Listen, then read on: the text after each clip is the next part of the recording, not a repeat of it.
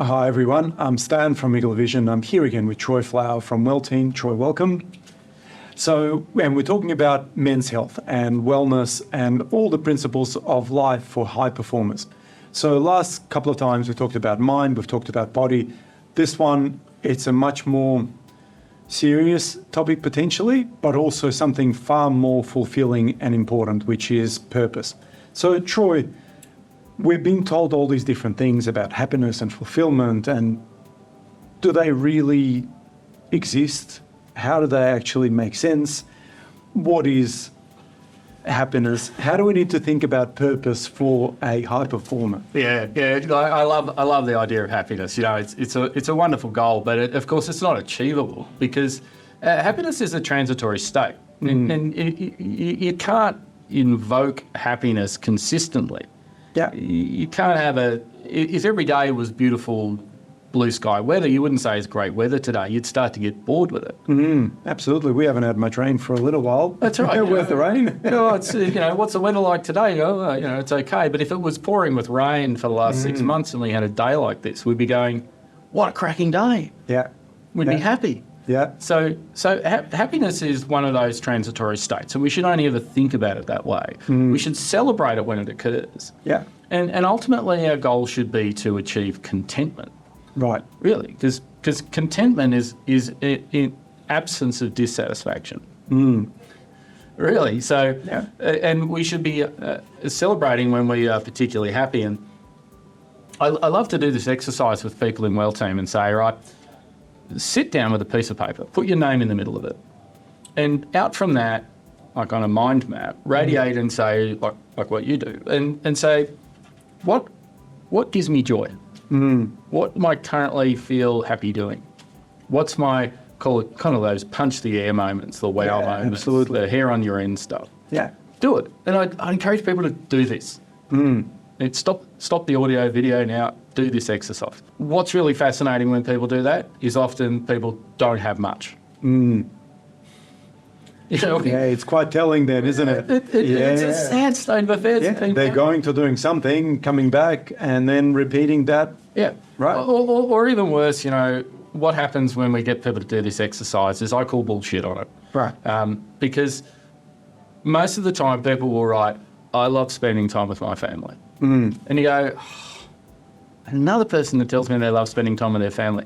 Like, I love spending time with my family doing certain things. Sure. But most of the time, I'm not getting joy and happiness just by sitting at home and they're in the next room. So what is it that I actually love doing? Yeah. That's important to understand. And when I did this exercise, before I started Wellteam, it was around 6 or 7 years ago, and I sat down and I went, Troy Flower, and thinking, here we go. Well, I used to love doing this. Yeah. And I used to love doing this. I love work. I love work. Oh, yeah. Thinking, Sure. actually, I love aspects of it. Yeah. I love being challenged at work. Yeah. Yes. But I don't love, General work for the sake of work. It's enjoyable to push yourself and to get that satisfaction. And overcoming and conquering challenges is great. Yeah. But if you're in a particular state of stress every single day, You're not going to love it. you're probably not going to love it. So let's get an understanding of what brings us joy. And if we're not experiencing that fleeting moments of happiness, if we're not putting those into our day, then maybe we've got the wiring a bit wrong. Yeah, right. Yeah. So high performers, they think about, let's say, pleasure and joy, but are there any elements within that they actually feel then that's connecting to their purpose? Yeah. So, and purpose is a really fascinating one. And this whole subject, because when we think about high performance, also sometimes we conjure up the wrong notion of high performance as well. So a high performance is got to be relative to what you are performing in. So if you're a high performing property developer, you might develop some of the most amazing things that generate incredible amounts of revenue. But your actual goal of the property development might be different. It might not be about money. It might actually be about creating a lasting legacy. Absolutely. It might be setting up your family for life. It might be that all your life you've ripped everything down and you actually just want to do something that you think is beautiful. You might want to be building something that is providing a sustainable future for people. Yeah. So your performance, high performing, relates to what it is that you're doing. If they're the roles that we actually play. Yeah.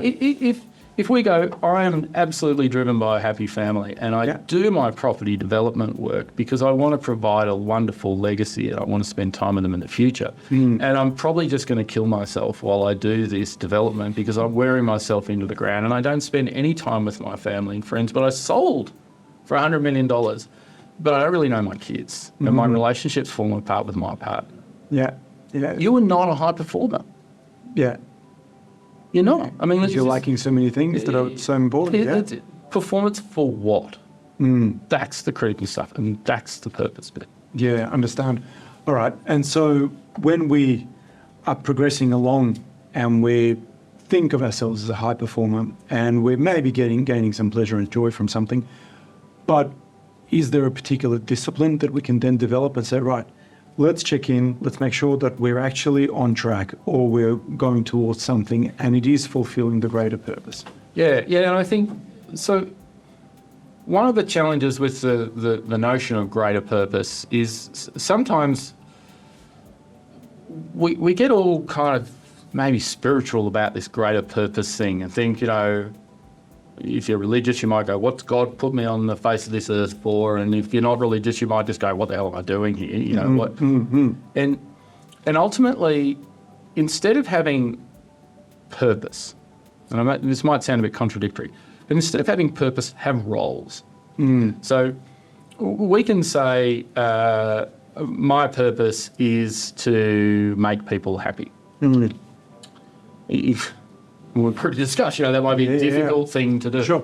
But my role is a comedian.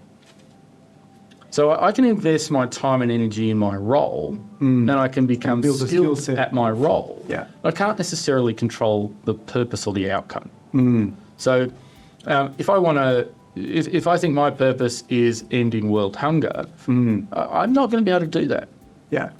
But if my purpose is to be a humanitarian and I want to build something that provides food for these people, and therefore I'm a social entrepreneur. Yeah. And it becomes much more tangible. That's a role. Yeah. And then, importantly, you said, the next steps. Well, the next step is to work out what are, and I suggest that you should work out 5 key roles in life. Okay, interesting. 5 key roles. And for a lot of people, they will tick off these really quickly. They'll go, well, one of my roles is to be, maybe it's a husband or a wife or a partner or whatever. And the next one often comes and go, well, I want to be a father or a dad or, and so we kind of fill these 2 roles pretty quickly and go, they're 2 roles in life, they're important. And the third one we usually associate with work. No, well, I want to do something. I'm a property developer, or maybe I'm a builder, or I'm whatever job it is. I run a wellbeing company. But the key is actually the other 2. Right. Okay. And what are they? Well, that's for you to work out. So, what's interesting with you, Stan, is that I've seen you go from somebody very early on in the conversation saying, hey, I'm thinking of doing some open water swimming. Yep. I need to find a coach. Who can you recommend? And now you've found yourself a role as you might either call yourself an Ironman or an athlete. Yeah, I've got in one of the documents that I write, it's a triathlete that's in there. So it's now combining the 3 sports in one. Yeah. And so when you say you are a triathlete, you're also a father. That's right. And you're also a business owner. Yeah. And you're a husband. Yeah. Now, you get more value from that triathlete, and that adds value across those other parameters of your life more than if you didn't have it. That's true. And so the thing that happens in life is that as we age, our purpose... So I hear this all the time. Well, my main purpose is to be a father. because I do everything for my family. And I work my ass off to provide wealth to give to the kids so that they have a good life. Yeah. I hear this all the time. And then the kids leave home. And then what? And then what? Yeah. And the whole notion of the cliff that people drop off on when they retire. Yeah. They had purpose. They had a role. People looked up to them. They woke up every morning and they had something to do. And then all of a sudden they stopped. And they thought they were going to go caravanning around the world. And they realised in 6 months that was boring. They were over that. And then what am I going to do? I'm going to watch Netflix documentaries reruns of Neighbours for the next 30 years until I die, you know. Kind of, that's not it either. So, and other people invest heavily in their relationship and they say, well, my main goal there is my relationship, and that falls apart. And so if we want to be balanced in life, then we need to have 5 roles. Interesting. And when you choose those roles, then actually life becomes really easy, because you go, if that's a role, if father is a role, when do I allocate time for that? Yeah. So triathlete is a role. Absolutely. Do you have to allocate time for that? Yeah, of course. Of course, because if you don't, you're not a triathlete. That's right. And so if you can work out those 5 key roles, then you have to allocate time for them. Yeah. And so that's different to purpose. Yeah. And then we get contentment, because there's things across those 5 that we're getting little bits and pieces coming back from. Yeah. And altogether that feeds that purpose. Yeah. It's the feedback system, isn't it? You know, if you say, I am a husband, that's one of my roles. Yeah. Okay, so tell me the time that you allocate to your partner. The focus time. Yeah. Because if you're a triathlete, you don't sit at the pub and say, I'm a triathlete. That's right. And if you're a father, you don't dismiss time with your kids. You spend time. Yeah. You lean into that. Yeah. And if you're going to be a great husband, then you allocate time for that. Yeah. Focused time, like it's a job. Yeah, very good. Look, thank you so much for these insights. They're brilliant. So tell our viewers a little bit about Wellteam and what that's all about, how you started it. Yeah, so Wellteam started 4 years ago, and I saw a real need, in particular for men, to think about habits in a different way and to think about life in a different way. Because we've all been sucked into this notion of money is the most important thing, acquire wealth, almost at any cost. Yeah. And then once you've got wealth, then you have freedom. Right.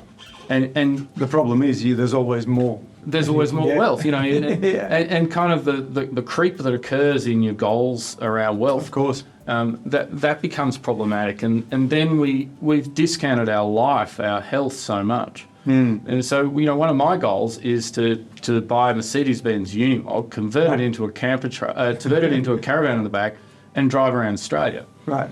Now, if anybody's seen a Unimog, you know, the tyres themselves weigh about 200 kilograms. Wow. And they're very high to get up into. They're Right. Mercedes truck designed to follow the Panzer tank into battle in Germany. You know, they're incredible. But you can't be 70 years of age with poor knees, poor back, trying to do it, because it's not going to work. Yeah. So we need to get habits and behaviours in place now that can give us that ability to live the life that we want to live for longer. This notion of health span, not just lifespan. It's not about living the longest life. Okay, that's probably easy to do, easier than we think. We just fill ourselves full of pills and have massive amounts spent on medical teams to keep us alive. And that's not full of purpose. That's not full of those roles in life. And so with Wellteam, we thought we need to create a playbook, like a standard under which men should be operating to live their best life. And a huge amount of freedom and flexibility within that to accommodate individual stuff, like we've been talking about with roles. Yeah, sure. One of your roles should be keeping yourself alive long enough. It should be living your purpose. Yeah. And Wellteam is designed to bring about those habits, to put them, assemble them in a specific order so that you introduce them in a way that you get a compounding benefit over time. Yep. And at the same time, surround you with others on a similar journey to improve their overall health and well-being. Yeah. So that healthy behaviours become the norm for you. You don't become the norm, which is an Australian character. So, you know, that's where we want to avoid. But you want to surround yourself, because you will be essentially the combined sum of the 5 people closest to you. Yeah. And so if you're hanging out with a bunch of guys and you're all talking about money and you're all overweight and you're all staring down the line of either type 2 diabetes or cardiovascular disease, then guess what? That's what you might do. End up with something like that. Yeah, but if you're in that situation and you hang out with a group of people who are focused on doing simple things in their lives to improve their health and well-being, then it's likely that you'll move in that direction. Yeah. So make it easy. Yeah, perfect. I love it. Thanks so much for watching. Hopefully you enjoyed this conversation. Look forward to seeing you again, and reach out to Troy if there's any other questions that come up. Yeah, now I should say before you go, Stan, that if people come, you head to the Wellteam website at wellteam.me and press Get Started from the homepage. That'll take you through what we call a scorecard tool. It's really simple, easy. You can do it anonymously. It's free. It'll produce an online report that'll identify areas within your lifestyle that you probably haven't even thought about that you can start to implement some healthy habits in. Yeah. And there's even a full custom generator in there that'll generate a full custom program of habits and hacks for you. Okay. It's entirely free to use. And if you want to join the Wellteam community, then people can. It's $29.50 a month, less than $1 a day. And you think about that in terms of investment in your purpose, it's about the best money you can spend. Very good. Wellteam.me. Look it up. Thanks so much. Go well.